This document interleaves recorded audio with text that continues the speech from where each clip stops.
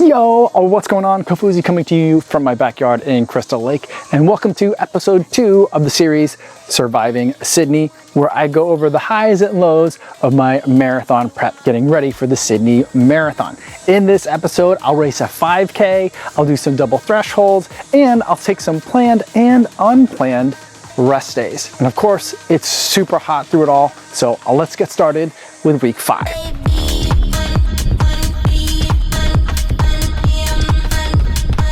Week 5 started with double threshold. In the morning, I started with 5K at threshold effort. I normally don't like longer threshold efforts like this, but I feel like it's good medicine because this kind of workout would hopefully help for that fear of 5Ks that has suddenly snuck up on me.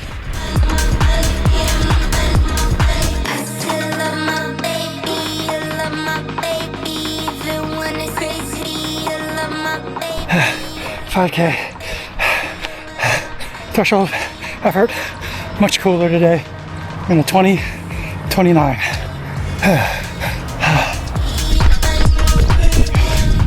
Second threshold workout of the day. I'm gonna do a 20-minute warm-up and then try to do 10 times 3 minutes at threshold effort.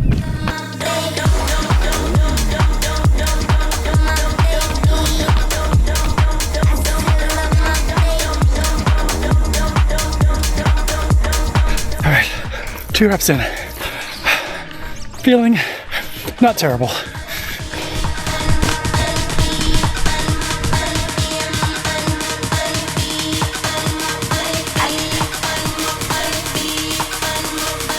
Six complete. Finding the rhythm. Finding the rhythm.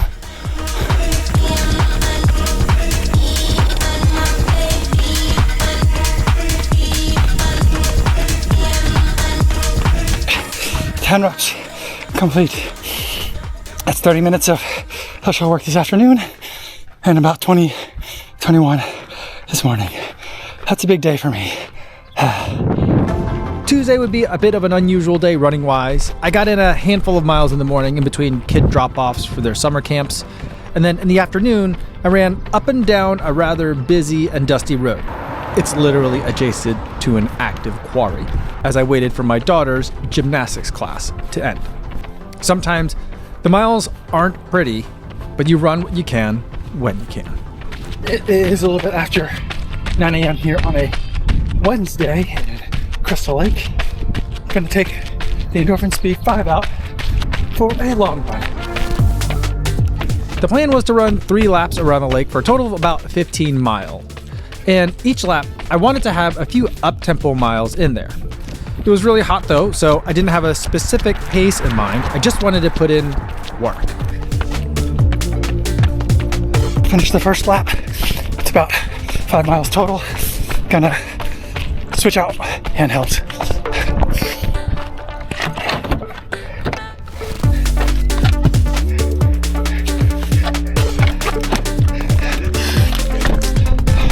All right, do some more easy miles to recover, and then we'll finish another lap.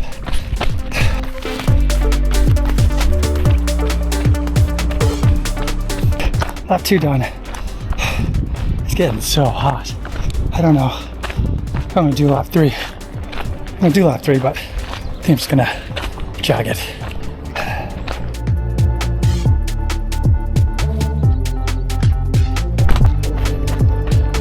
This was my first run in the Endorphin Speed 5. And while I've been loving really tall shoes for my long runs, the Endorphin Speed 5 was really quite nice for exactly this kind of run. The problem for me though was the heat. I just could not handle it. I'm really tired. I'm gonna walk a little bit of this. It's so hot. I mean, it's not that hot, but I'm overheated.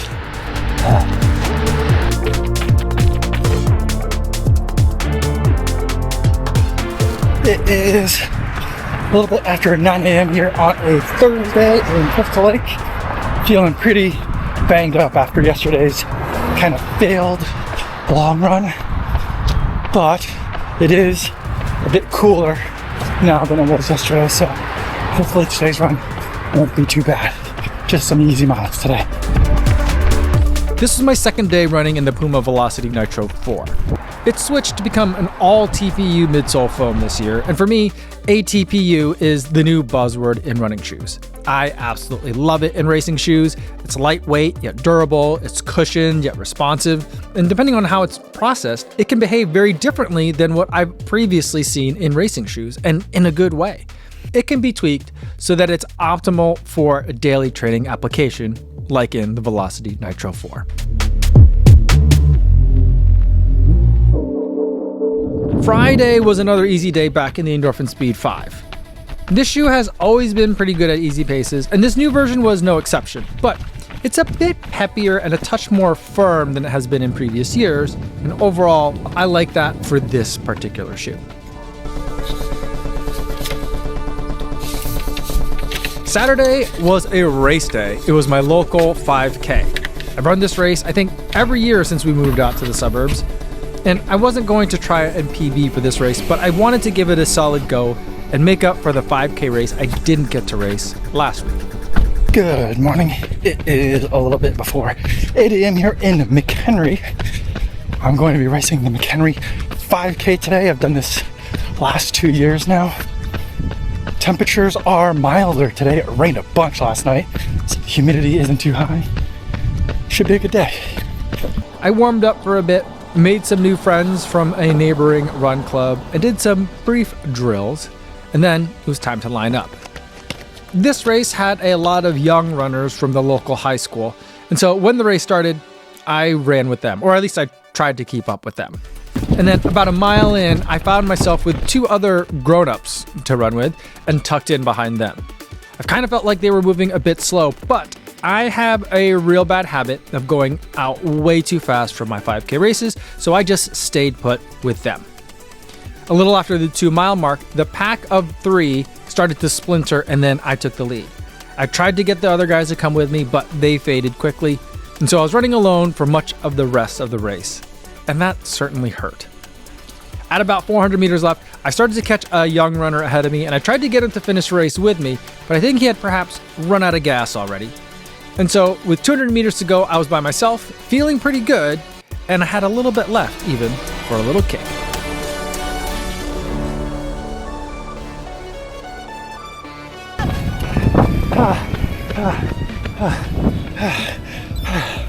I was able to finish the race at 19:36.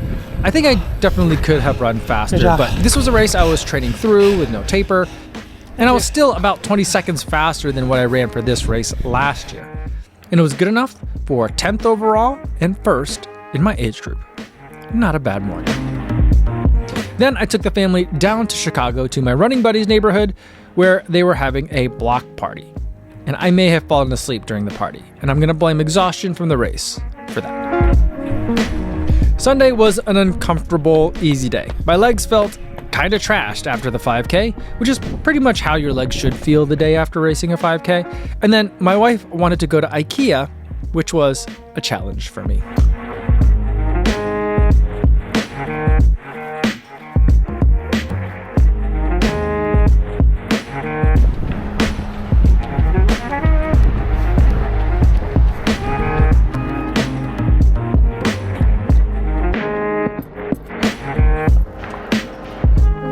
Good morning. It is a little bit after 7:30 a.m. here on a Monday in Crystal Lake. I'm going to try to do another double threshold day. First workout of the day is going to be a 5K threshold. One thing I've been doing though is I've been walking as a kind of lead in to my runs, especially for big tough workouts. Kind of helps make things a little bit easier to get into. Running hard for 5K is starting to get a bit easier now that I've been doing these double threshold sessions and actually doing some racing. And I felt confident enough today to try a double threshold day without carbon. The morning 5K threshold session was in the Endorphin Speed 5, which does technically have a plate, but it's a plastic one. And the shoe was really nice for this kind of effort, with the beaded foam as the real star of the show.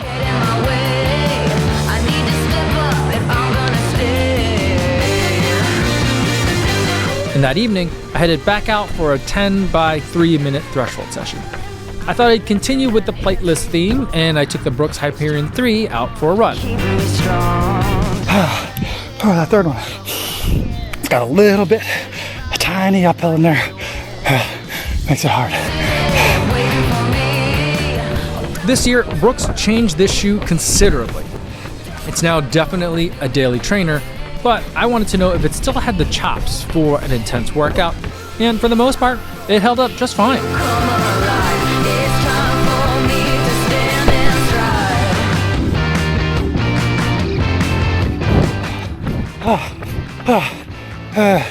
Ten laps complete. Man, I really miss carbon.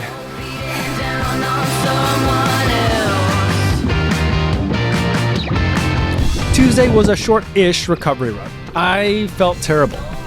I was also running in the Clifton 10 for the first time, and because I had such a rigorous day of training yesterday, I didn't want to blame the bad run on the new Cliftons. I would have to wait for another day before I could definitely decide that I didn't love this shoe. Wednesday would be another easy run. I've been giving myself 1 or 2 days of easy running in between session days, and generally I'm just trying to listen to my body to see what it needs. I definitely felt better than the day before, but I wasn't ready for more work yet.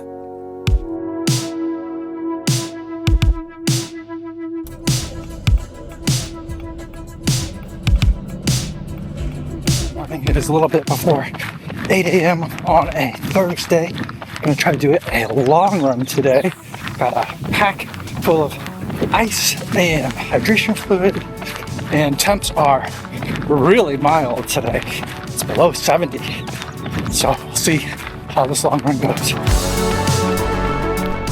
I was taking the Rebel 5 for a first run. The workout was to do 10 miles of easy effort, 5K at my BQ pace, and then the remaining miles at easy effort as a cool down. The Rebel version 5 was exceptional at everything I threw at it for this run. And some of you might like the SC Trainer version 3 for your long runs from New Balance, but give me the Rebel version 5 any day. It's changed a lot over the years, and now it's so good at both easy effort and also some marathon paces as well.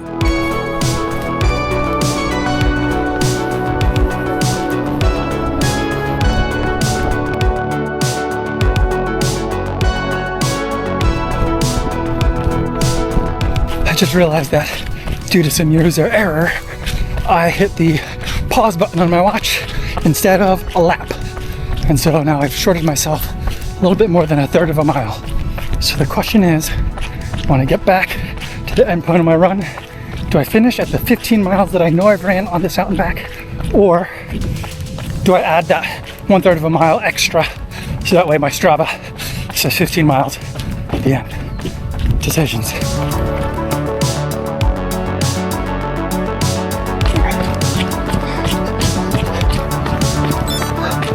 All right, 15 miles even.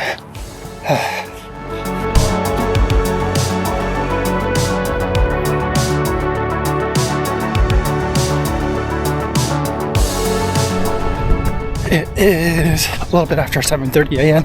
here on a Friday in Crystal Lake. Recovery run from yesterday's long run. And I'm feeling surprisingly decent, but I'm absolutely loving how mild it is outside today. Low humidity, low temps. This is great.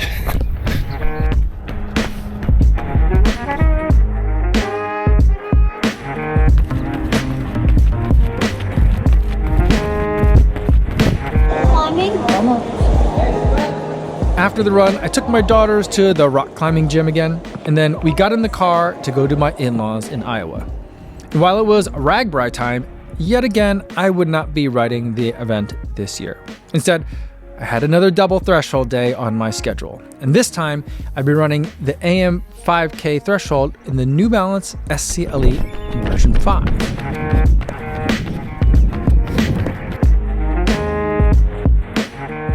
The mild weather from earlier in the week had now evaporated, and we were back to corn sweat summer. The humidity was definitely a factor in this run, but the SC Elite version 5 was really fun to run in. I ended up running this 5K in under 20 minutes, which I think is overall a very strong signal of improving fitness. But to be really honest, I definitely ran this effort a bit harder than threshold effort. So the real test would be how this AM effort would affect the PM session.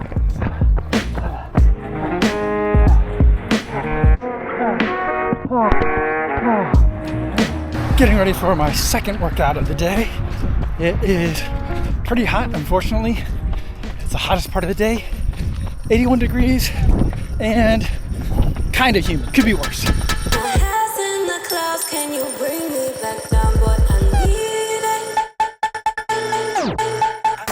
And for that PM session, I thought I'd switch back to a non-plated shoe.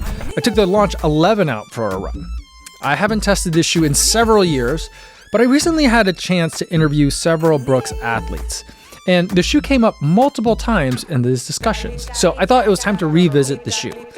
And with the changes to the Hyperion 3, I was expecting the Launch to now be what the Hyperion 2 was, a very responsive and a bit too firm of a tempo shoe. And that's mostly what the Launch 11 was, but even the Launch has now gotten a softness upgrade that is very pleasant. Still a really good tempo shoe, but a lot easier to live with now. And because Brooks has been treating the shoe like a budget shoe for years, it's one of the better bargains in running right now.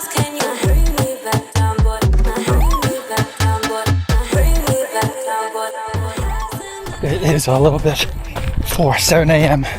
on a Sunday here in New Vienna, and going for a recovery run, and my legs are not feeling great.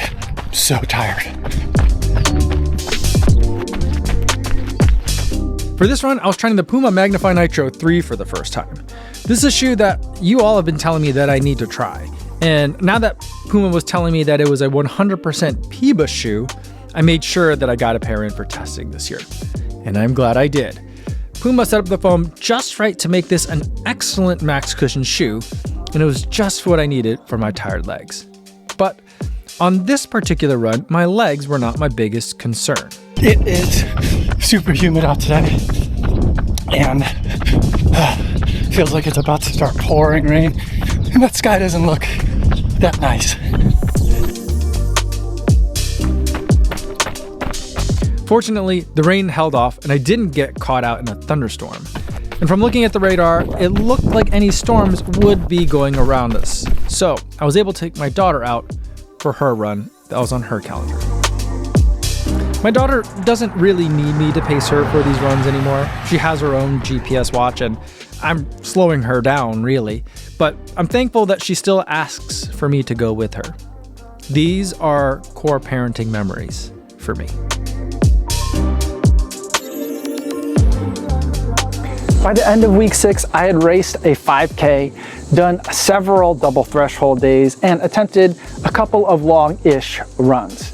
And at that point, my body was feeling really tired and I could have used a little bit of a down week.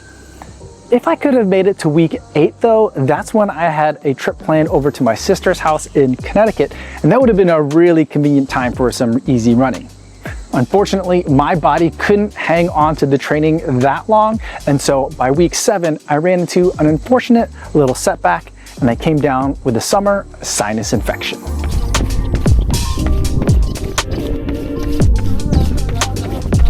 It is about 7 a.m. here on a Monday in New Vienna. I'm gonna go for an easy run today, and then when I get back, I'll take my daughter on her run for the day. But I forgot to charge my Apple Watch overnight, which is how I normally listen to music, so it's just gonna be me and my thoughts for this run.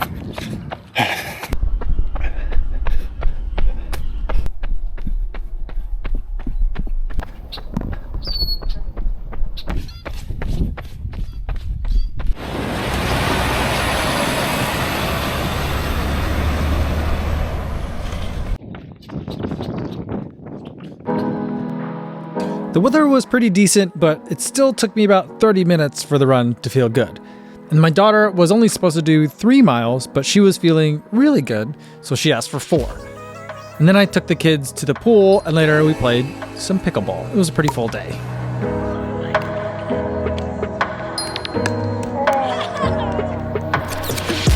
Tuesday, I decided to take a route that I hadn't taken in a while. It's a bit longer than the usual loop that I do. It's very scenic, but it's also hilly. This route is just about 3 miles of steady incline for the first 3 miles. Now we're finally starting to get some of that back.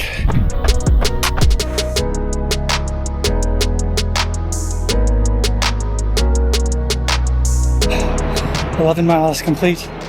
I've been out of fluid for the last 6 miles. It did get hot, but fortunately starting to stay behind the clouds, so I was able to make it, but that was not super enjoyable.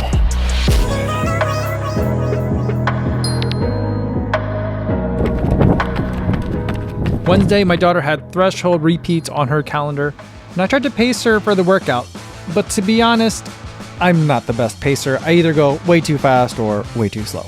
Threshold repeats, and I'm taking you out closer to my threshold than yours. So your threshold repeats are more of my marathon pace right now, and so that's how I'll have to figure it out. And after her workout, I had a couple of extra reps that I wanted to get in, so as my daughter cooled down, I added a few 6-minute threshold reps.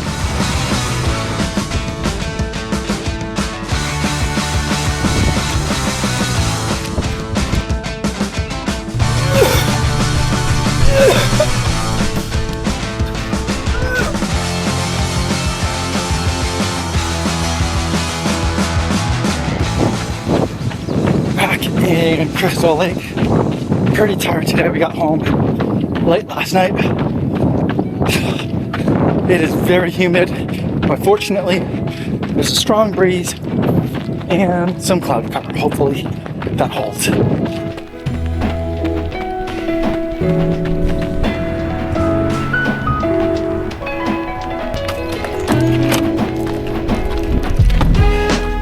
So I've been planning loops, 4 or 5 mile loops, so that way I can switch out water bottles on my runs. But when it's this hot, stopping and then starting again, so hard. Yesterday I did an 11-mile loop, and it was hard, but mentally I think it was easier than doing things this way.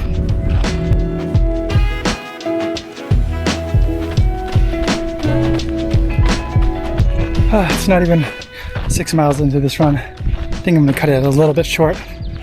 Let's just run back to the car.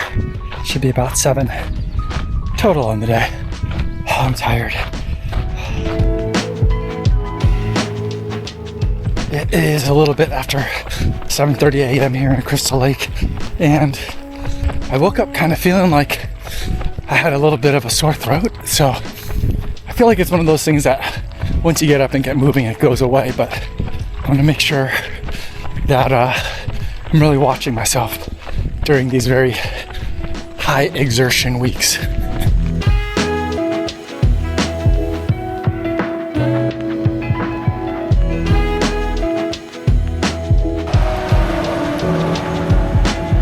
And given that I didn't exactly feel great that morning, I probably shouldn't have doubled that afternoon. But I wanted to bank some miles before I took the family to my sister's house next week, so I did 6 more miles as part of some additional shoe testing.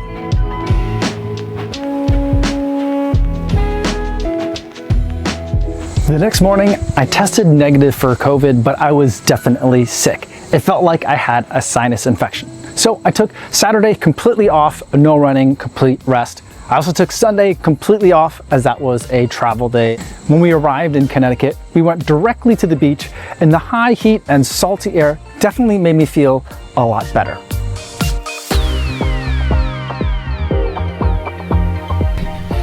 It is 8 o'clock in the morning on a Monday here in Connecticut.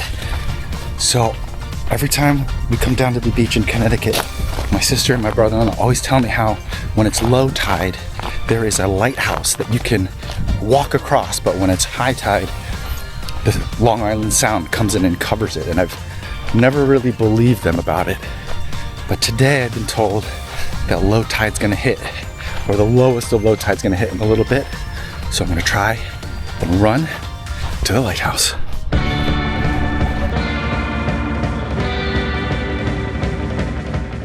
with my daughter, and we're gonna head out. So far, it's pretty mushy. I like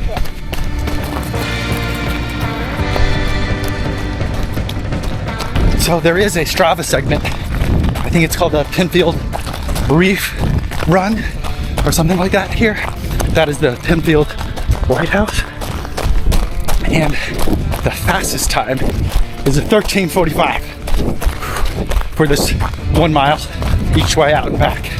So that's pretty fast. We're not going for that today. We're just going to have some fun, and hopefully we don't get washed out.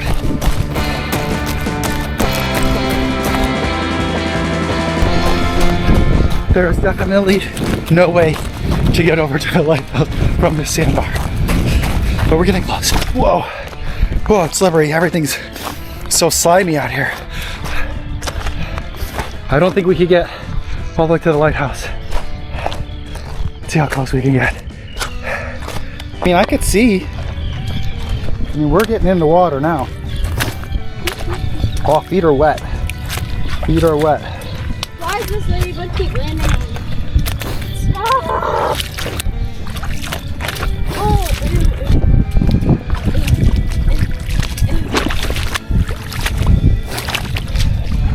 Yeah, I think it's gonna get deeper. See how the water changes over there? yeah. I think it gets deeper.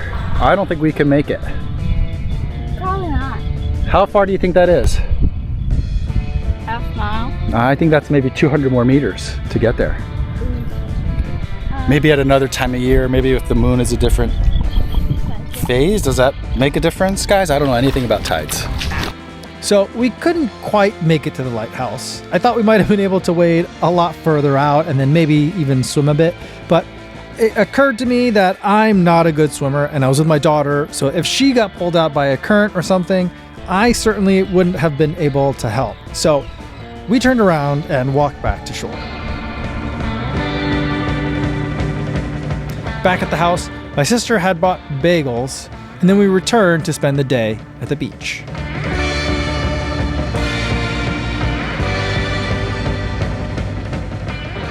Tuesday, my daughter wanted to run a couple miles, so I took her around the neighborhood. It was hot, but very scenic, very New England.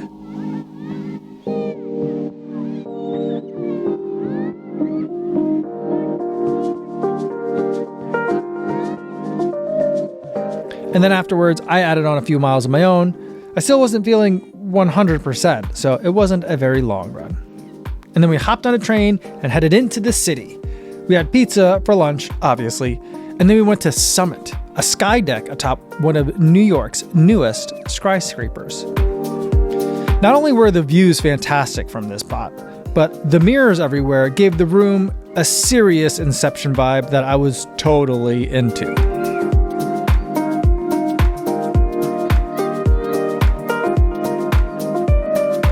In the next room, there were helium-filled globes that you weren't supposed to bat around like they were beach balls, and of course, everyone kept batting them around like they were beach balls, and they would pop frequently. There was a room where you could see your face in a cloud. They 3D scanned your face at the bottom of the building near security, and then when we got up to that room, you could see your face as a cloud. Oh, that's me. That's definitely me. That is me in cloud form. And then we went up to the final level. The top layer is snack bar and also this outdoor patio, which is unbelievably hot today.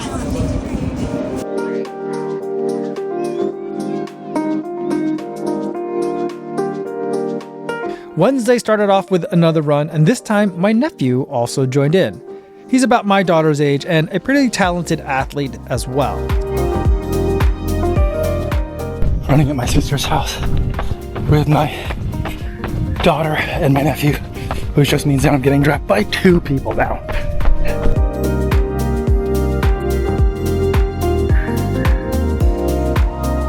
By Thursday, we were back home in Crystal Lake, and while I still wasn't 100%, I was feeling a lot better. There are a lot of runners here in Crystal Lake, but I generally don't get noticed that often. I just think that the kind of runners that run in Crystal Lake are the kind of runners who generally maybe aren't on social media as much. And so every once in a while I do get noticed. So it was nice to see someone that recognized me today. Jason, training for a 50K. Good luck with this heat. And thanks for saying hi.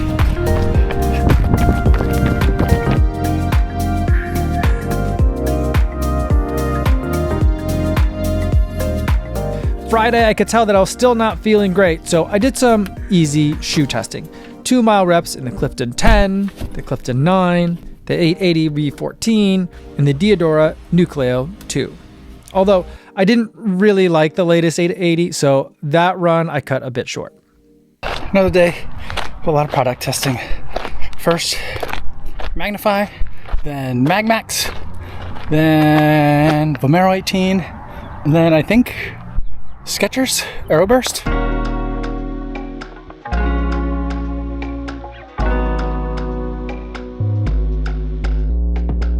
I did laps around Lippold Park, and each loop is just about 2.25 miles, so it ended up being a decent overall mileage day. Sunday, I was maybe feeling like my usual self again, but I didn't want to push things too far too soon. So I settled for an easy 10 to round out the week.